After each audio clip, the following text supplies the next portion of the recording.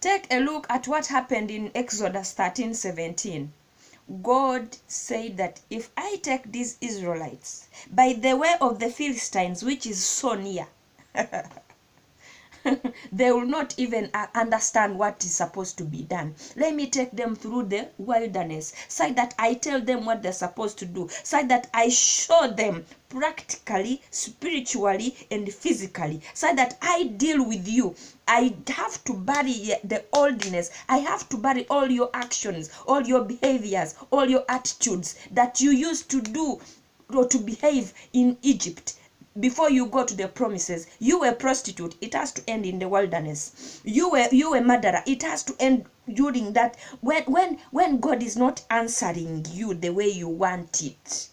You know, if God tells you that, my dear, you're looking for a white man, but please, even this black man is going to be exactly as the white man, listen and be obedient. Take that one, because you've looked for him for a long time. Why isn't he giving to you? And at the end of it all, he's actually showing you all the men who come are blacks, or vice versa.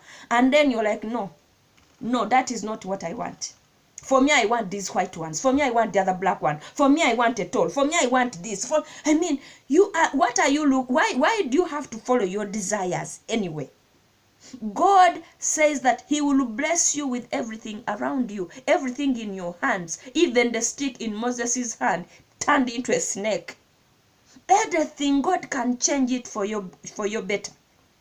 But we are always so much big-headed. We are always so much rigid. And inquire from Joshua and Caleb and other groups who went to spy the promised land. When they came and gave bad news that could make people not to, to move away, not to accept, what happened to them? They were destroyed. There is another incident that happened still. When they told them, go into by this way, they said, no, we cannot go there. We are tired. We are tired of you, Joshua. We want to go in this way. They were destroyed. They were destroyed by the Amorites. Child of God, if you take by your own way, if you take your own path, you are not going to succeed. We shall not succeed. We shall not succeed. The delayance doesn't mean, or the long path doesn't mean that you're not going to reach the promises. You'll reach them. Why do you have to even think of life? Because it has taken long. I'm aging. It is, so many statements that cross our minds. Who are you? Why do you have even to think of that? The God who has laid it, or the God who has taken you through the longest path, will for sure make you enjoy the promised land. Inquire from those ones who have been told to go and do whatever they did, and they really succeeded. I'm talking about the Israelites, our fathers, even the apostles.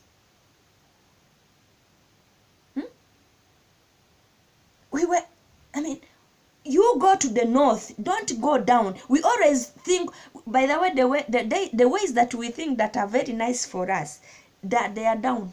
They're in the south. Now God is telling you to go to the north. For you, you think, no, that is the south. The south is up. No. Go to the way of God. Go to the path of God.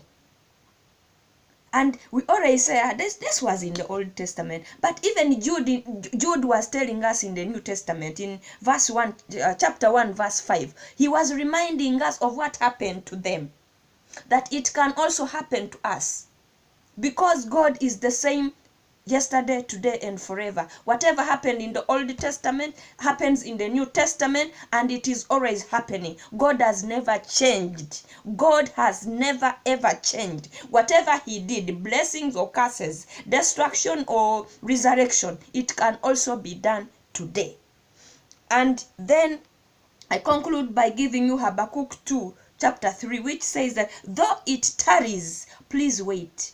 Though it has taken long, please wait. It shall, for sure, the vision, your vision, whatever you're looking for, whatever you're waiting for God to do for you, it will for sure come to pass. It will come to pass. This it will for sure come to pass. That job will come, that ticket will come, that permit will come, that visa will come, those children will come, that man will come, that wife will come, everything will come, healing will come, deliverance will come. Mention but a few, they will all come to pass. But please make sure that you go by the safest though the longest way. They all reach the promised land using all the longest routes, and we shall for sure go and attain our promises, the blessings, the miracles, the riches, whatever you're looking for. You shall, if God gives you now the riches and makes you so much rich, but you even don't know what you're going to use it for, you're going to misbehave with all the promises.